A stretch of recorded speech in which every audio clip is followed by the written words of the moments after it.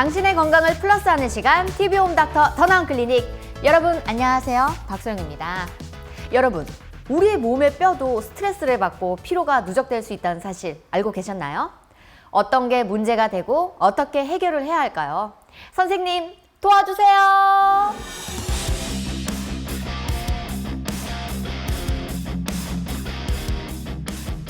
선생님 안녕하십니까? 네, 안녕하세요. 오늘도 궁금한 게 너무 많아서 선생님을 모시게 됐습니다. 예. 오늘의 주제 바로 피로의 골절입니다. 피로의 골절. 이 피로 골절 예. 어떤 걸까요? 피로골절은 이제 일반 골절하고는 좀 다른데요. 네.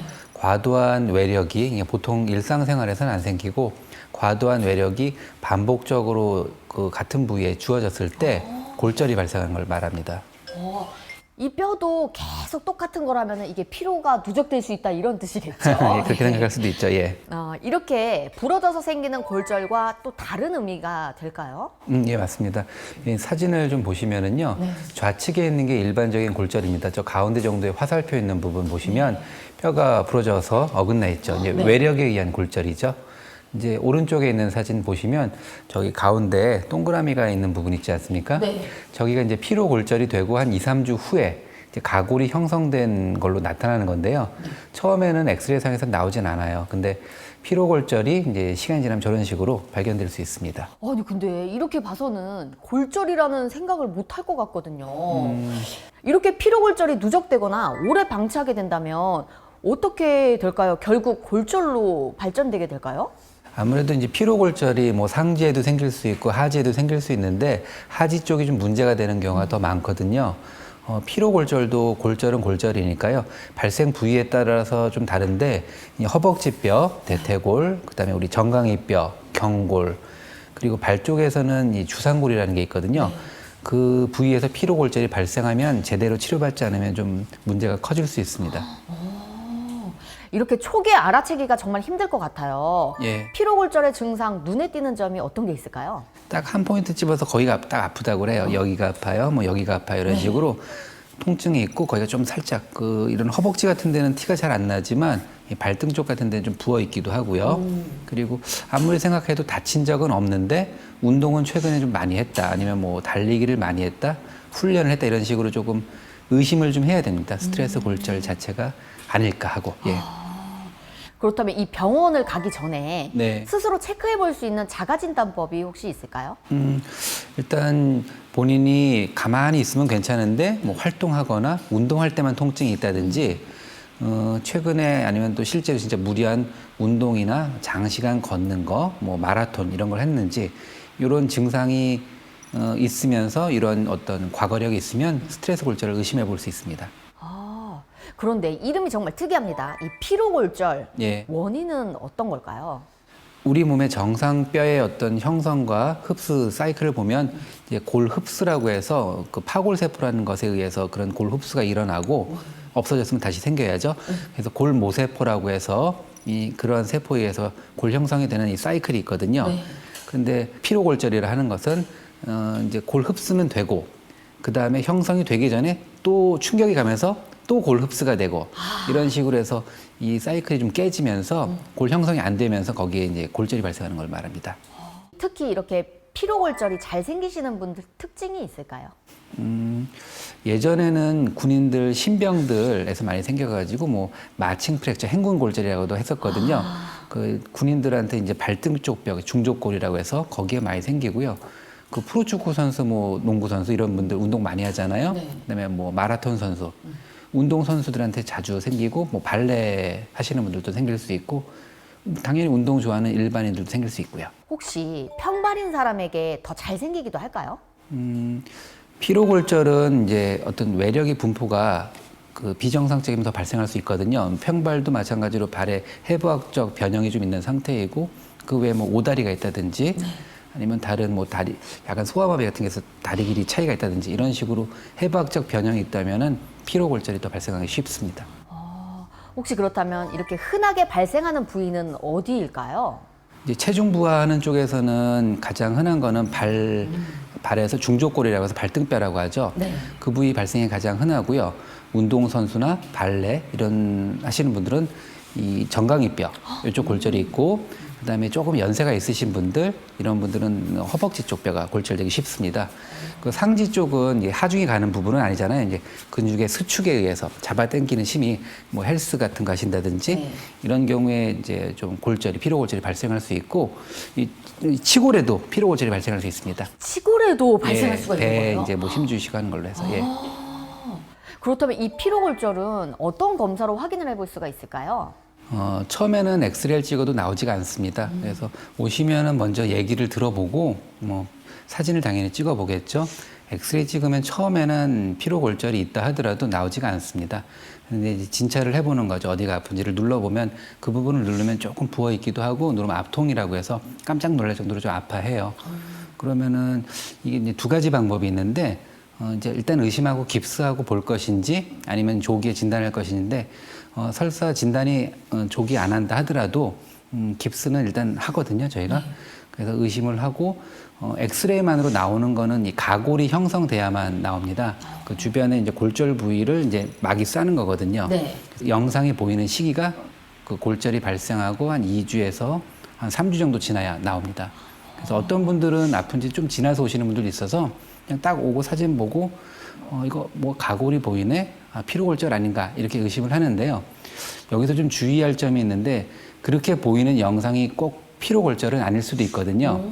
예를 들면은 골종양 같은 경우랄지 골수염이랄지 네. 이런 경우도 영상이 그렇게 보일 수 있습니다. 그래서 감별하기 위해서 좀 가골이 보이는 상태라 하더라도 피로골절로 단정짓지 않고 추가적인 검사를 하는 경우가 많죠.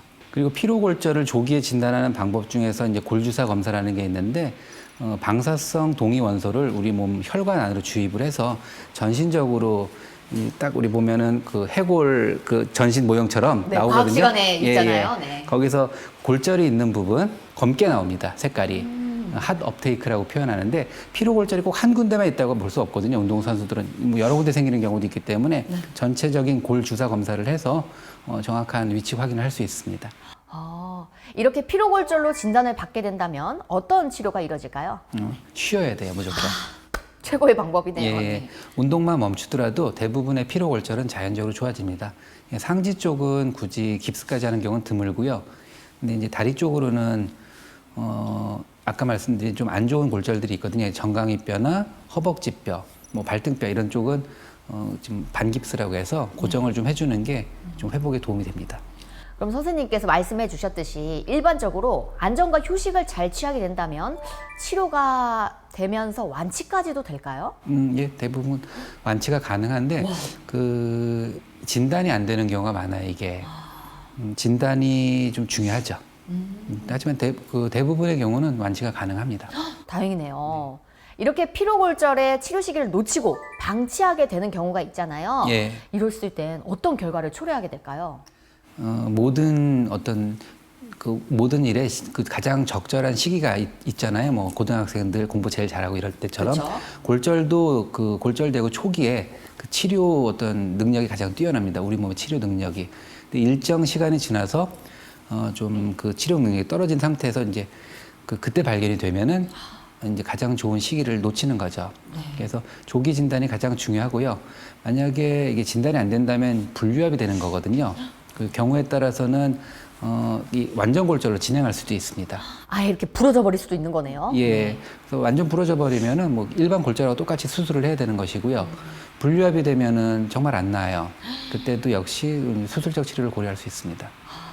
혹시 이렇게 수술을 받아야 할 경우가 생길 수도 있겠네요, 그러면. 예, 예. 정강이뼈 같은 경우랑 허벅지뼈 쪽에서는 수술하는 경우가 종종 있습니다. 아, 이 두 가지 부위가 굉장히 위험한 부위네요. 예, 예, 예. 혹시나 이 피로골절의 재발 가능성을 또 염두에 볼 수가 있을까요? 이게 재발이 많아요. 좀 열심히 치료해서 좋아졌는데도 불구하고 그 이제 운동을 멈추지 못한다면 계속해서 좀 그 위험성은 있다고 봐야 될 것 같습니다. 아, 만약에 수술을 했다면은 운동을 당분간은 좀 자제하는 게 좋긴 하겠네요. 수술하면 운동을 어차피 못하죠. 아, 그렇죠. 예. 네. 그렇다면 이 뼈가 받는 피로를 줄이려면 근육을 강화시키는 것도 정말 좋은 방법일 것 같은데요. 예, 맞습니다. 오늘도 혹시 근육 강화 운동이 있나요? 아니요. 그냥 일반적으로 네. 그 뼈의 하중이 무릎 같은 경우는 이 관절이 그 주변 근육과 인대에 의해서 많이 유지가 되거든요. 근데 이제 아무래도 근육이 강하다 보면은 그 하중이 좀 분산되기 때문에 어떤 스트레스, 피로 골절 이런 거 예방에 도움이 됩니다. 근육을 강화시키는 것이. 뭐 피로 골절에 좋은 운동이 있다면 혹시 추천해 주실 게 있을까요? 피로 골절에 좋은 운동이라보다는 그 피로 골절이 잘 안 생기는 거는 이제 체중 부하가 안 되는 운동들이 아무래도 도움이 되겠죠. 뭐 예를 들면 가벼운 뭐 헬스랄지 아니면 수영 같은 것. 아, 수영이 굉장히 좋죠. 예, 예. 선생님, 그렇다면 반대로 이 피로 골절을 악화시키는 운동은 또 어떤 게 있을까요? 가장 흔한 게 이제 뛰었다 내렸다는 그 점프하는 운동 있잖아요. 이제 농구나 축구, 그다음에 그 발레도 선수라고 해야 되죠. 발레 하시는 분들 이렇게 까치발로 이렇게 해서 그렇죠. 하중이 집중되는 경우 이런 운동들이 아무래도 피로 골절이 좀 자주 생깁니다.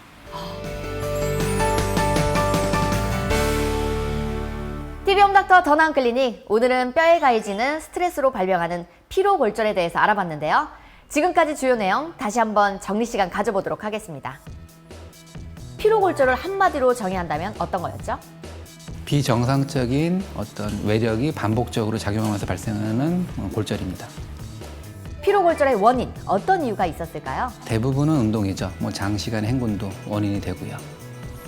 증상의 특징과 주목해야 할 이상 징후가 있다면 어떤 걸까요? 특징적으로 가만히 있으면 안 아프고 운동이나 활동할 때만 아프다 하시면은 그리고 본인이 운동 선수라면 의심을 해봐야 될 것 같습니다. 진단을 위한 검사 방법, 무엇으로 확인이 가능할까요?